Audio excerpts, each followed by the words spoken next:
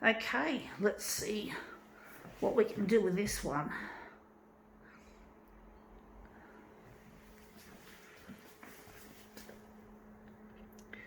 Alright, just a bit itchy on the leg. Just thought I'd take the opportunity to scratch it.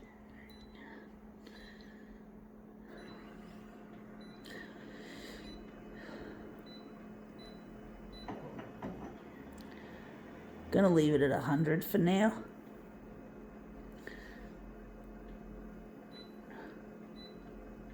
Gonna leave the contrast out.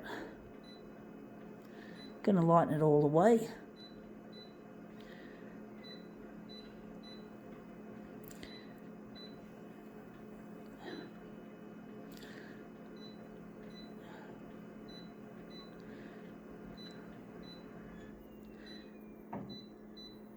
Okay, let's see what we have. We have here, I'll just grab it, it's a bit tricky, it is a children's tutu. Okay, it's a tutu, it's got lovely holographic stickers all over it. So this one's going to be a bit of a challenge to handle. Wondering how this side's better, the one that was facing us. So I'm just going to try and put it on the glass at a nice little angle. I'm going to try to make it look really something. So that's it there, being photocopied.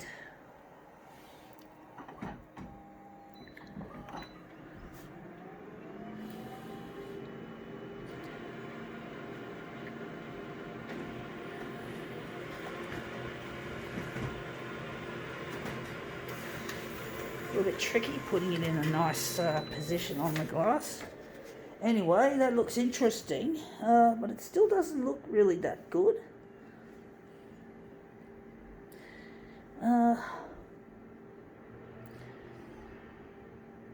Because we couldn't get it on a nice angle that we want. Wondering if we're going to do something different. We're going to move it perhaps. Maybe I could turn it around this way, folks, this way instead of that way. I'm actually wondering if we can still do one that doesn't move and see what happens in this position. And then we might try a movement piece if this doesn't work.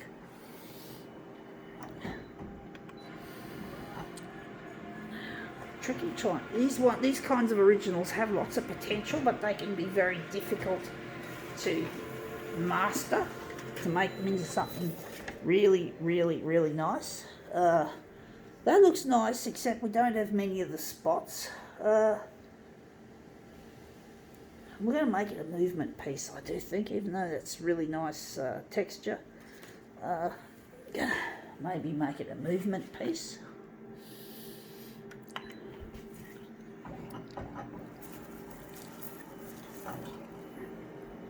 See how that looks.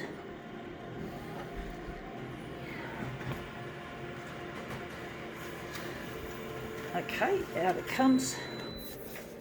Yeah, that looks interesting. It does look interesting, but it's not what I want. Yeah, that looked quite nice. So I'm just going to move it in a different fashion.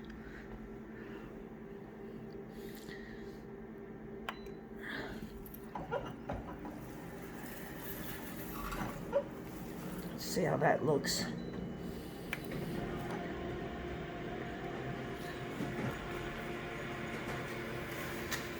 This is a difficult one, folks, as you can see. It's not easy in any way to control the phenomenon of movement. It's difficult. This looks nice, but it still looks boring.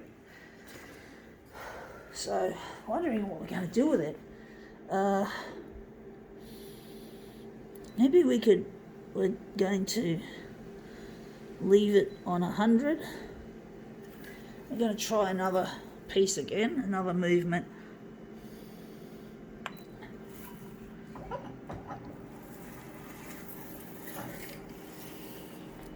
This is tricky.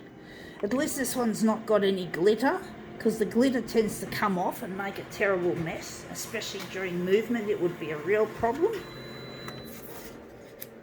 Yeah, that looks interesting. It looks similar to that one we just did. That looks really nice, that little bit there. But I'm just thinking, and that looks really interesting. Wondering what we're going to do with this. Honestly, folks, I'm stuck for words on what to do to make this into something really, really, really noteworthy as a piece of art. But art is often a very difficult and unpredictable thing to do. It's not always easy. It's often, that's why it's art. Art is usually got a certain amount of skill attached to it, even though there are some art movements that showcase extreme randomness.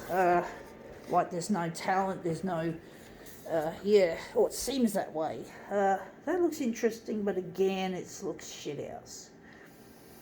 But basically, it's not easy to control a lot of aspects of art, especially in this case. It's really, really, really so fucking difficult.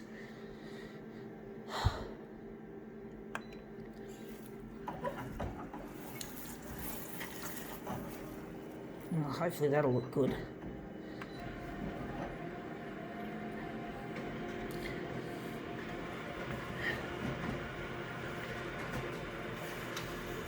Let's see how that looks.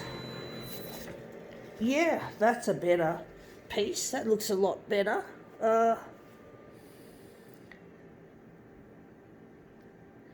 Wondering if we can utilise this one and have that maybe in the corner, because it might look decent if we use this section here. Maybe we'll try that, folks. Something a little bit abstract here. Well, most of my work is kind of abstract, folks. Kind of fluid in a lot of ways. I'll just take that off the photocopier, and we're just going to use roughly this section here. But basically, the thing I like about doing this is I like focusing on stuff that's like little bits of detail in a piece of work. Like even if most of the work has turned out dud, or it looks dud, I sort of like to use as much of it as I can. Wondering if we're going to move this down or move this up. But basically, a piece of work can often look dud, but there's always, in this artwork that I do, you can often find a section that you can play with. You can sort of manipulate. I think the horizontal is going to be a little bit bigger. But basically, yeah, it's like sometimes you have to find the little bit that looks really good. The part that makes the work that you can use. And that's what I like about photocopier art, is being able to take sections out of things. I'm sure people who use Photoshop and InDesign and other computer-based technologies, software technology, can really do that really well, even more fluidly than using a photocopier. Photocopiers are a little bit hit and miss, trying to find the area and trying to locate, where to put it. That looks alright, but it still looks shithouse. So I do need to enlarge it more on the vertical, and then that should hopefully go nicely into the corner, and then we have a little bit more coming out there. But yeah, it's difficult controlling the photocopier. It requires a lot of skill, I do believe. Wondering how we're gonna make this work. How big are we gonna make these enlargements? But yeah, we have to. It's really not an easy thing to control. The movement is difficult, and it's not an easy thing to do. So we're going to make that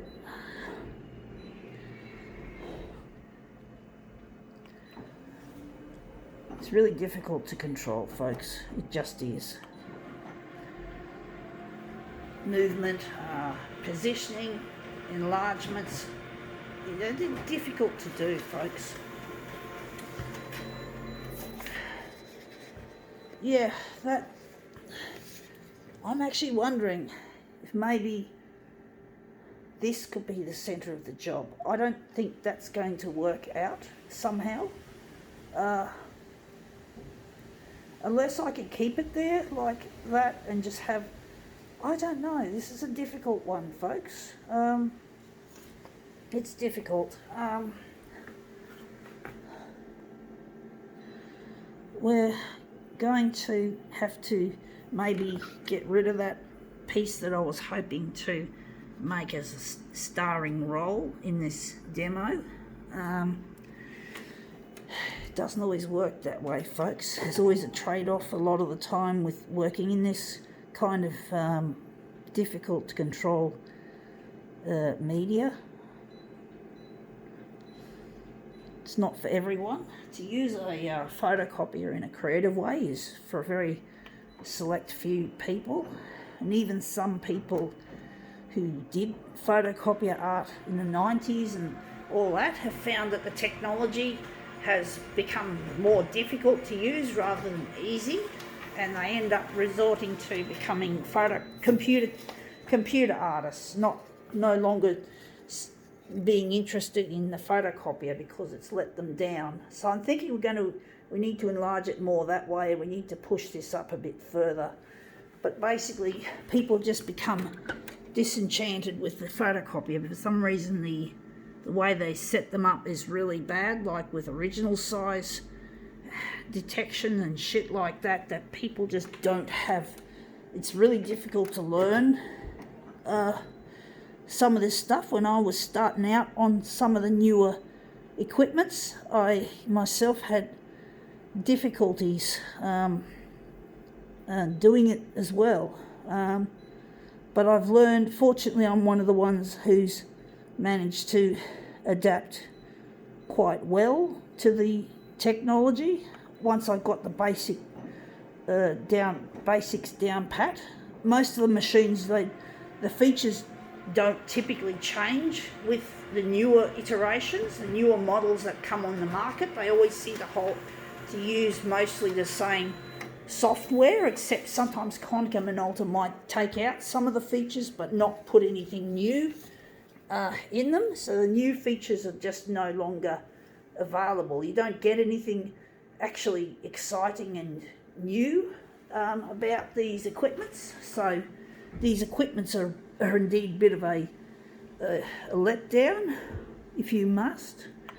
They are a letdown because you don't get anything exciting. Sure, it's the advantage is you don't have to learn much of the new stuff to feel intimidated, but sometimes they, like Konica Minolta, they did change the way the screens worked, which was really not just boring, it just made unnecessary difficulties with using the same fucking features.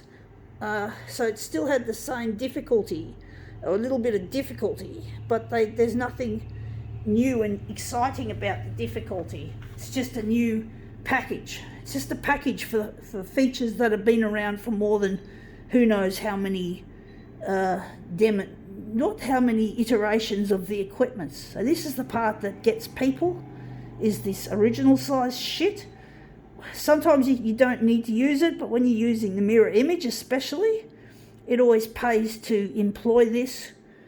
I just bumped it, sorry folks. So this is the part that you have to know about. Number of original settings. So if your machine's cropping an image unwantedly, that's one way of getting into it. So, or that's what you use. I think that's right. It's not always, I don't know everything about these equipments, folks, but I try my best to learn as much as I can. Let's see how this one goes. And then you have to select the paper tray. You got to make, before you start, you got to select the paper tray. Otherwise, the machine will just spit the dummy and just bleep at you. So you've got to basically go in here and select your paper tray, or tray 1A4. You just got to go in here. You don't want this. It cannot be set with manual. So there you go. It's spitting the fucking dummy. So you just go and you just whatever. It's a piece of shit. I think that's right. It's confusing, folks, even for me. I'm still learning. Anyway, let's see what we have here. Let's see what we've got. This looks quite nice. Let's see if we've made this look any good by using that section out of the picture, out of the big picture itself.